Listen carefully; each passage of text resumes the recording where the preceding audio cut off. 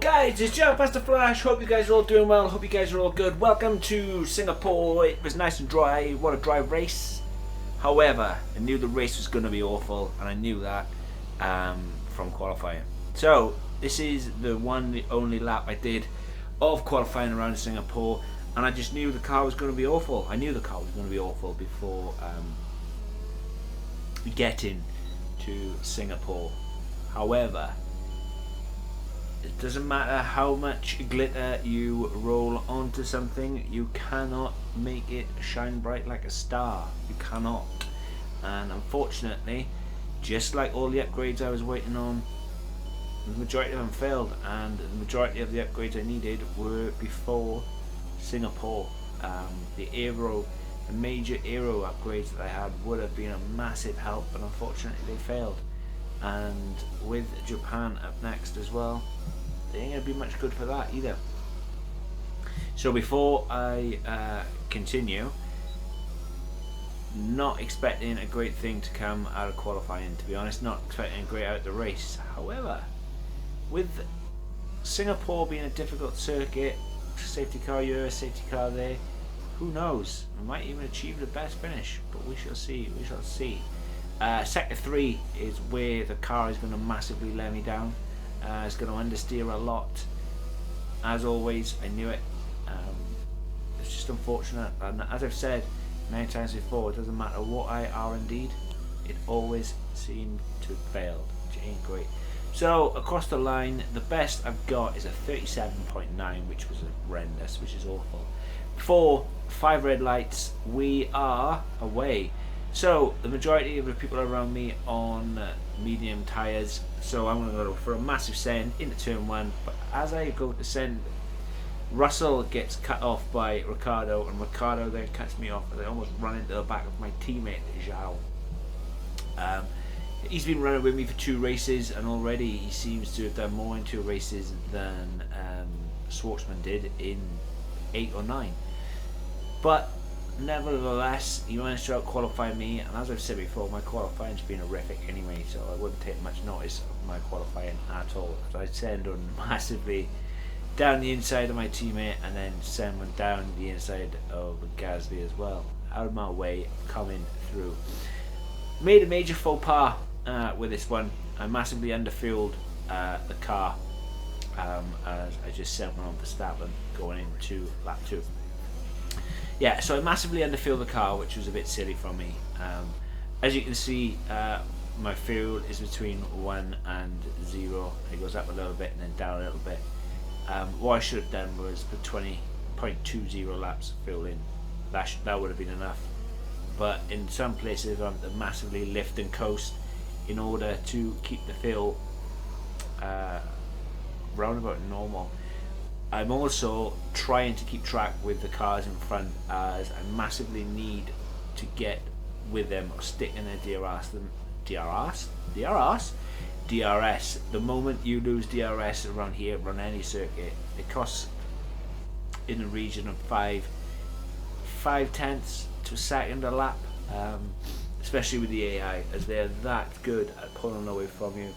The Mercedes of Bottas out in P1 as currently checked out, as I'm just trying to stick with Giovinazzi for DRS and use him, and the first opportunity I get, I will send one on him, I will get past. As to be fair, you can really bully the AI around any circuit really, especially in F12021, which is something that they are looking to sort out for F1 2022, I believe, especially if you listen to some of the stories going around from the developers. I know Alex Gillen, he sat down with the Co-Masters developer or head technical guy, and he reiterated that AI won't be able to be pushed around as much as they have been. But with that being said, one massive feature that I'm really looking forward to, and hence the reason why I keep saying setups are going to be really subjective in 2022, is the fact that you can check your wings or choose your wings to go between 1 and 50 rather than 1 to 11. in a circuit like Singapore, with the track is awful. It really is. I can't imagine the cars looking or reacting the way they do in real life, because you can visually see it. When a medium set of tyres at Singapore gets to about 18-20%, you see the car sliding all over the place. There's no grip whatsoever. And the soft tyres around Singapore last till about lap 4 and then drop off a cliff massively. I've never driven Singapore in real life. I've never driven an F1 car in real life, so I don't know any difference other than what the game shows me and what other people say. But if it was real life, it's massively dangerous, and I feel that circuits like Singapore, Zandvoort and Monaco, they need that something extra. 11 just, I don't know, it just seems that 11 was never enough, as you always needed more downforce rather than anything else. And the fact that you can go to 11, and it didn't seem to be much of a jump between 8 and 11 then, the effect was never there, whereas I imagine if you jump from 10 to 20 you were going to feel or even visually see the loss of straight line speed. As I go for a massive send on Carlos Sainz and instantly check to see if my vehicle was damaged, because yeah, that was a send and a half, and that is what I mean about being able to bully the AI, which you really shouldn't be able to do, but I did it anyway. So I managed to get past Sainz, and I'm on the back of Raikkonen. They're on those soft tyres now, and they're going to be screaming. Not only am I going to send it on Raikkonen and manage to pull the move off, now I need to get on the back of Tsunoda and try and get in his DRS if possible. But I know Tsunoda's not going to be an issue very shortly, as he's going to have to pit. And while he pits, I'm going to need to get a foot down and catch up to Lance Stroll. And the simple reason being, Lance Stroll is my championship rival. No, and I've said it before, and I will keep on saying it. It is not jam pancakes. It is Lance Stroll. But yeah, Singapore is an extremely difficult circuit. Monaco is a difficult circuit. If I had to put it into context, I would say Singapore is the worst circuit for driving on in the entire game, as I almost put it into the wall myself. So my teammate Joe was forced to retire, and then that brought out the safety car.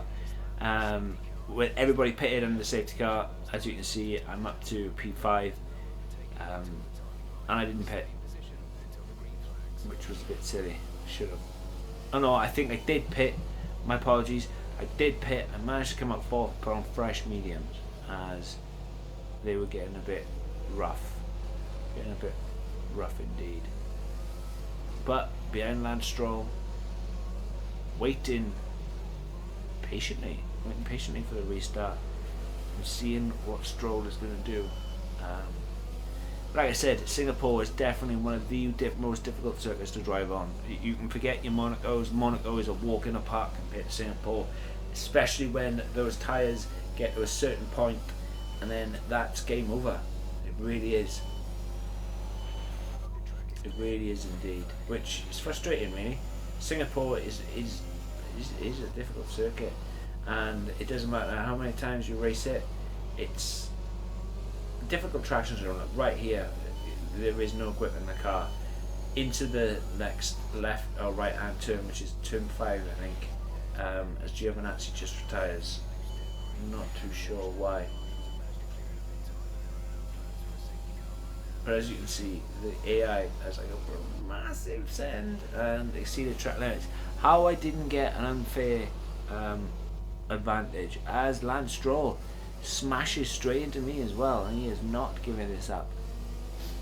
Lance Stroll coming right back at me, which again a check for damage, and There is no issue with tyre wear. No issue with tyre wear means there is no damage. Get racing. And that is that. Try and stay with Alonso. It's going to be difficult. It's going to be extremely difficult. As you can see, we move on to lap 10. Not sure where Lance Stroll went, but I was P4. Happy with P4. Tyres are screaming. They really, really are. But guys, wherever you are on the work day, hope you're good, hope you're well. Remember to do all that good stuff, like hit the like button, hit the subscribe button, and I'll catch you in the next one. Wherever you are, take care, guys. Bye.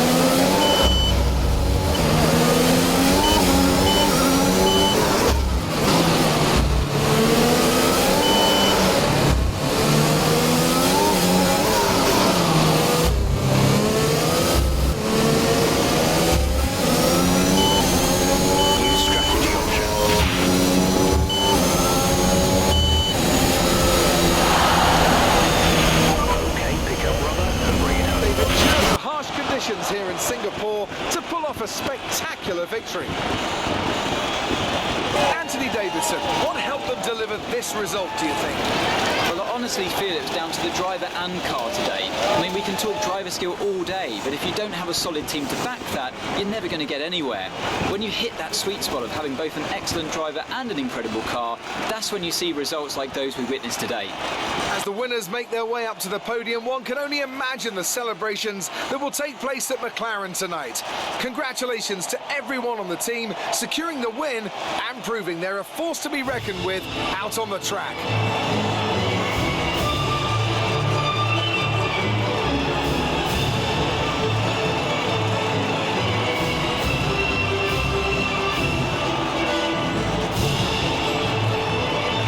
Points for Valtteri Bottas, further solidifying his lead at the top of the table. After an incredible day of racing, who was your driver of the day, Ant? I have to give it to Joker. There was a lot going on all down the field, but they were the only one who I really felt maximised their potential.